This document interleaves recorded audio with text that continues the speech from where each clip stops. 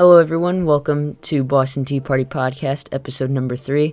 I'm your host, Jackson Kellogg, and today we'll be going into what's been going on in training camp so far between the quarterback competition, which is just about at an end, all other news that has been coming out of camp so far, and as usual, the transactions that have been happening from the past week. So, getting right into it, the quarterback competition is just about at an end. Jarrett Stidham hurt his hip in practice the other day, so he's been limited with his reps the last couple days, and that's given Cam Newton a huge bump in reps. He's not even splitting with Hoyer.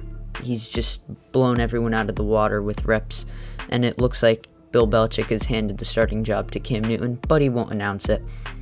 So just basing off of from what media who have been there have said and seen and posted and tweeted and all that, Cam Newton has looked great. He's showing that he can be a great leader. He's building chemistry with Edelman off of one report. So I'm excited. I'm glad to see that he's doing well in New England. Thank God we signed him for like $1 million. That's even though we have the cap space now. I'm sure he's kicking himself for that decision, signing this as late but early as he did. I mean, imagine being Cam Newton. You're like, you know what? New England wants to sign me. They don't have the cap space. They don't have the cap space. I'll go incentives. They'll pay me the following year with the huge amount of cap space they have. And then opt-outs happen and a whole bunch of other stuff. And now the Patriots have like $30 million cap space for this year. So Cam Newton's really busting himself for that probably. But it's all good. He's here now. He's going to fight for New England. Just the other day on Get Up on ESPN, I think it was Dan Orlovsky was talking about how he doesn't think New England is going to be a playoff team, which I disagree with. And with how he was the points he brought up were that he kept saying we lost our one of our best offensive linemen to opt out, Marcus Cannon. He wasn't our best offensive lineman. He was actually even though he was the starter, he was probably the worst of the starting 5, and that's even with Isaiah Wynn barely ever playing because of injuries. So no, he's not our best offensive lineman. If anything, he should have been talking about how we lost Hightower to opt-outs because he was the quarterback of the defense. Chung opted out, but we've got Adrian Phillips and Kyle Duggar who have been playing great in camp, which I'll get into later. And he kept saying that the Patriots went 0-4 against top teams. Well, I mean, they're top teams. They're top 4 teams in the league. They lost to Baltimore, Kansas City. They lost to the Titans, and to be honest, I don't remember if they lost to the Texans or not. But even if they're not counting the Titans, the Dolphins were not a top 4 team last year either. So, like, just what he was talking about, it didn't add up. And I think the Patriots team looks great this year. Aside from maybe the linebacking core, which is just super young, everything looks great. Defensive line could be a little better, but I'm okay with what we've got now, and I'm glad Cam Newton's going to be the person leading this team. Because if you look at some of the other quarterbacks that were available in free agency, man, I would be feeling a lot different right now if it was Cam Newton not Cam Newton, Teddy Bridgewater or Jameis Winston right now. So I'm glad it's Cam Newton, and I do think they're a playoff team with Cam Newton at the helm. So getting into that, stars of camp so far, obviously Cam Newton has been probably the MVP of camp so far, if not one of the other offensive studs who I'm going to talk about in a sec. The offense, both sides of the ball have been playing great in camp in their own respective ways. The most fun battles to watch in the clips that they put out and from what reporters have been saying from there is the wide receivers and the defensive backs have been going at it. You've got receivers like N'Keal Harry and Gunnar Olszewski that when they're on there, they're shredding the secondary. But at the same time, literally every single player on the secondary has made a play of some sort. Whether it's Gilmore and Jason McCourty, who've been studs on there. Whether it's Adrian Phillips and Kyle Duggar, who are battling for that starting strong safety spot, who've been making plays. Or even if it's guys you've never even heard of, like Michael Jackson, who we traded for a couple weeks ago, who's been playing well. Like, the secondary has been performing so well. They've been living up to one of the top secondary in the leagues. It's great. I'm excited to see him in play. Damian Harris, running back that we drafted last year out of Alabama, has been looking great in camp, according to reporters. There's even talk that Sony Michel, when he comes back, is going to have to battle with him for those starting reps because he's just looked great. You've still got James White taking the receiving, the passing downs. You've got Rex Burkhead, who can do both, so he's like a rotational change of pace type back. Damian Harris is going to be battling with Sony Michel I think Sony Michel just got activated from PUP today. So those two will be battling for those first and second down spots. And if Sony Michel can't do... What Sony Michel has to do is prove that he can catch the ball and that he can outperform Damian Harris, because Damian Harris has a little bit more catching ability than Michel does. And if Michel can't separate himself from Harris, they're going to start giving more spot reps and plays to Harris, which isn't necessarily a bad thing for the Patriots. It's just they did spend a first-round pick on Sony Michel, so it'll be rough to see a first-round pick go down the drain like that, especially when the pick immediately after Sony Michel was Lamar Jackson. But that happens. I actually remember, just quick off track here, I stayed up that night watching that draft a couple years ago. And at the 23rd pick where we took Isaiah Wynn, I thought they were going to take Lamar Jackson. I really did. I wanted Lamar Jackson. And then we took Isaiah Wynn. I was like, you know what, that's okay. That was the offseason. Nate Solder left. So it was like, you know what, I understand that pick. That's fine. And then we get to the 31st pick, and Lamar Jackson was still there. I was like, oh my gosh, this is it. We're going to take Lamar Jackson. We didn't really have any other needs on the roster. And then they took Michel, and I was not going to lie, I was really disappointed. And then I saw Lamar Jackson go with the next pick. So to think that we could have had Lamar Jackson and wouldn't even need Cam Newton right now is something to think about, but we'll get past it. Some other players who've been playing well in camp so far, Devin Asiasi, the rookie tight end, has been a stud, both receiving and blocking. So is Jakob Johnson, our fullback. Those two have looked great. On the defensive side, other than the secondary, Josh Uche, our second-round linebacker this year, has looked great. Apparently, they've been putting him in multiple different spots in the linebacking area. Like, he's played both outside, edge, inside. He's even taken reps with the mic, like controlling the defense. So it's good to hear that he's got all this versatility. Let's just hope that it translates to good play come game time in a couple weeks. I think we're down to like 20 days or something like that left before the season. Woohoo! So that was the stars of camp. Now, who's been struggling? So Brian Hoyer, even though he was technically part of the competition, he really wasn't from the start, and it kind of showed. He didn't play as well as Stidham and Cam Newton were, which those two were balling out in camp, so it was kind of hard to. Hoyer's he's not a starter in the league. No matter who he tries to do it with, he's not. He's going to be a backup, and that's why he won't ever get the chance to start again unless quarterbacks get injured. So, yeah, that's Hoyer's situation there. Next, you got Sony Michel and Lamar Miller. Sony Michel, like I touched on before, he's been out all of training camp so far after having off-season foot surgery, but now he's back. and he's going to be battling with Damien Harris for those reps. And he's going to have to perform well, or else you might see Sony Michel gone in the next year or two.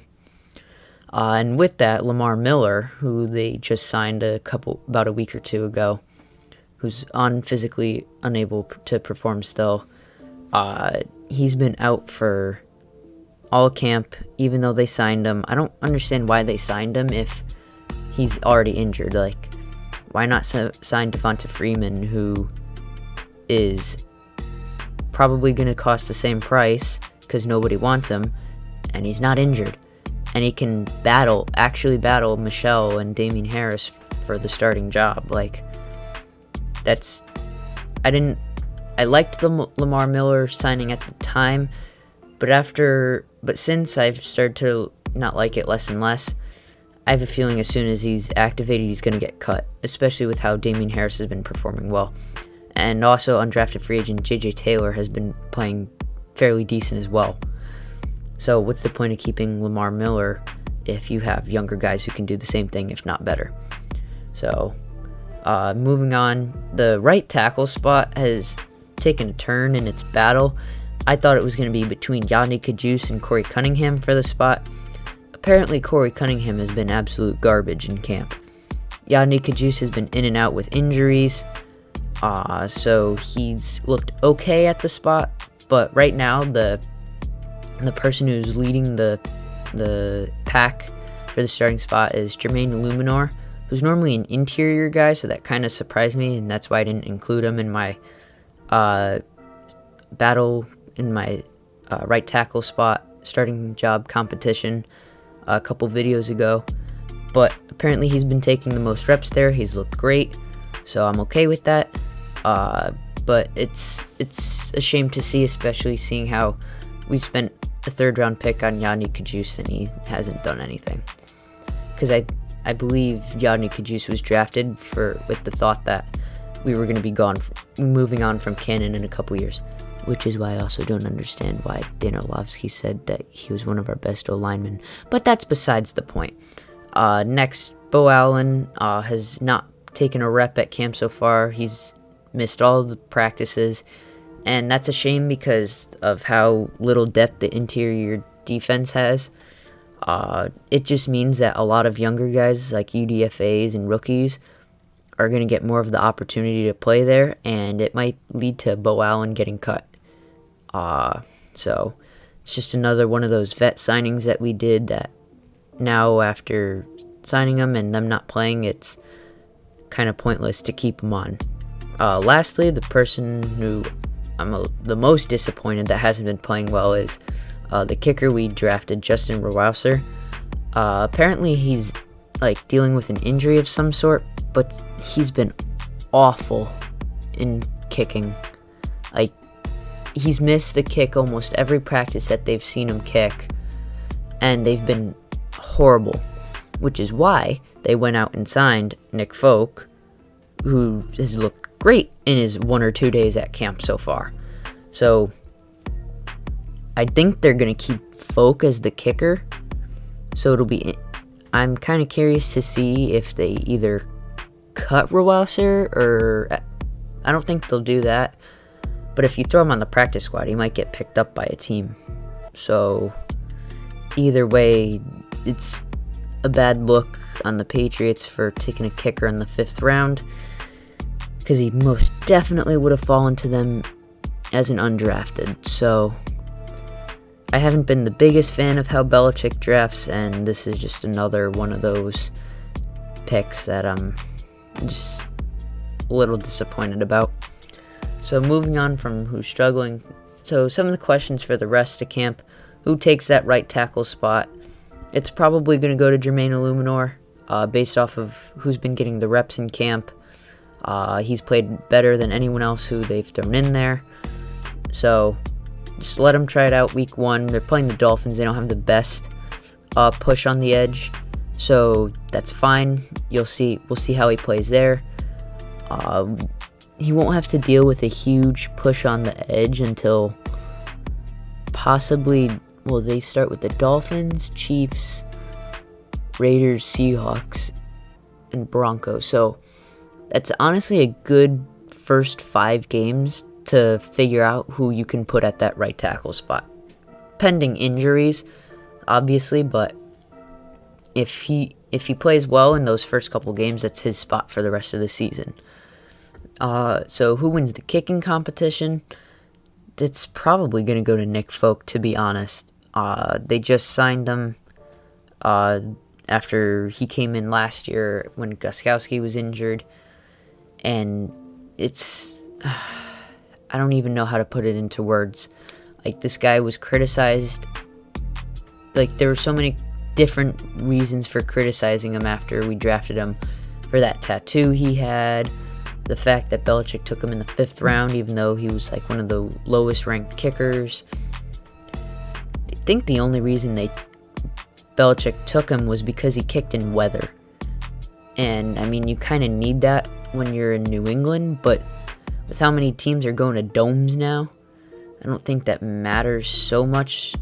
I'm waiting for the day in a couple decades where they make Foxborough a dome. Granted, it's a long time, but especially since they just built the stadium less than 2 decades ago.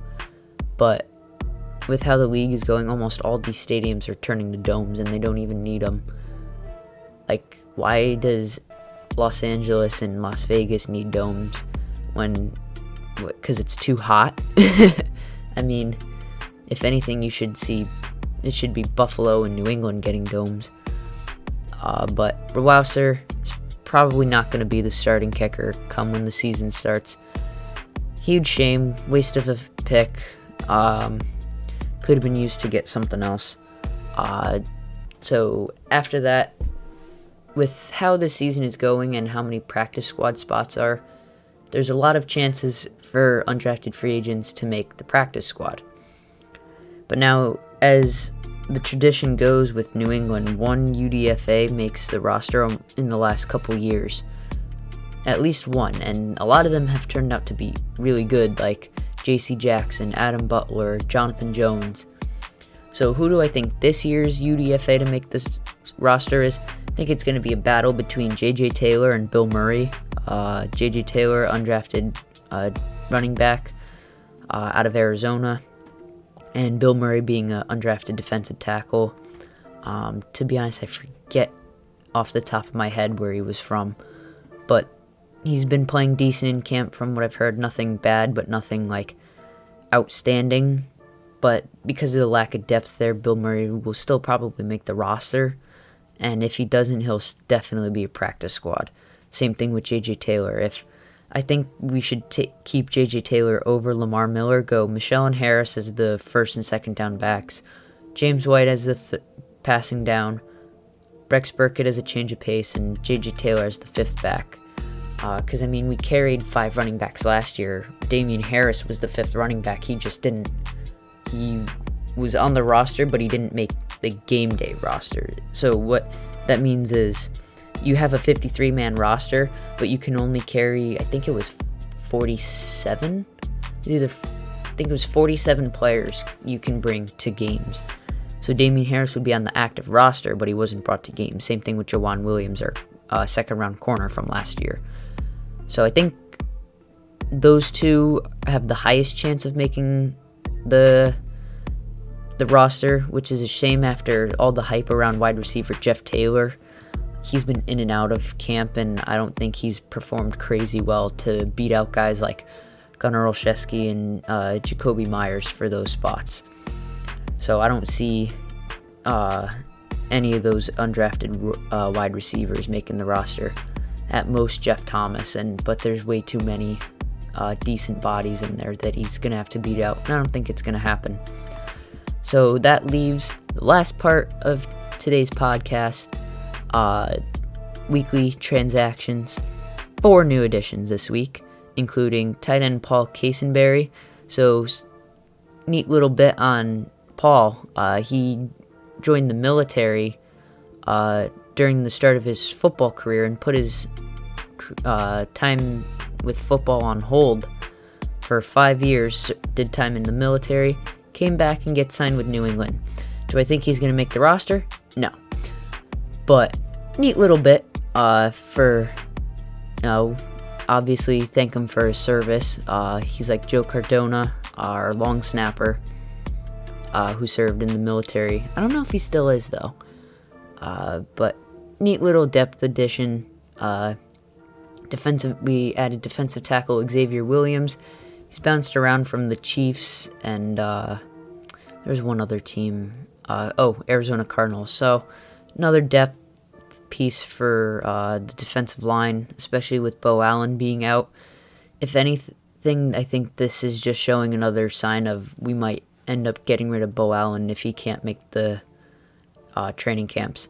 Like I've said a couple times already, Nick Folk we signed this season in the last couple days actually. That's mainly because Rowauser has looked so horrible in camp. So they brought Nick Folk in to battle him, and he's winning so far. And the last addition this week was defensive lineman Michael Barnett. Yes, you read that wrong. It's not Michael Bennett. I read it wrong the first time I saw that news too. I thought we brought back Michael Bennett, which would have been absolutely horrible. But again, like Xavier Williams, more depth on the D-line. I'm a little disappointed that they brought in Michael Barnett when we had Nick Coe as an undrafted a couple weeks ago that they cut. I'm more of the fan of holding on to younger players as depth because you give them more of a chance to get plays in, get reps, practice, learn how to play in the league. So it's as much as you need vets, I think vets should be starters and young guys as depth. But that's just my opinion on that. 2 players were cut this week though. That would be tight end Alex Ellis, who appeared on last week's podcast. Guess he didn't perform well in camp enough. Too many bodies at tight end. Same thing with defensive tackle Darius Kilgo. Signed last week, cut a week later. So, not surprised neither of them were going to make the final roster anyway. If I had to say which of these new additions would be most likely to make the roster, it'd actually be Nick Folk, based off of how bad Rowauser's been in kicking. Next, I'd say Xavier Williams. I don't think Barnett or Casenberry are going to make the final roster, though. So that was this week's weekly transactions, and with that leads to the end of today's show. Thank you guys so much for watching, for those of you who still do. It's a lot of time that goes into doing these, so it's greatly appreciated to those of you who do watch these. Again, thank you so much. Please subscribe, add to that subscriber count. I think I'm at 24 at this point. If we could get to maybe 30, that'd be nice. Leave a like. Likes help with the YouTube algorithm. Get these videos watched more from YouTube itself, and not me having to share these everywhere. Again, for the last time, thank you so much. Can't say it enough. Hope you guys all have a wonderful day, and go Patriots.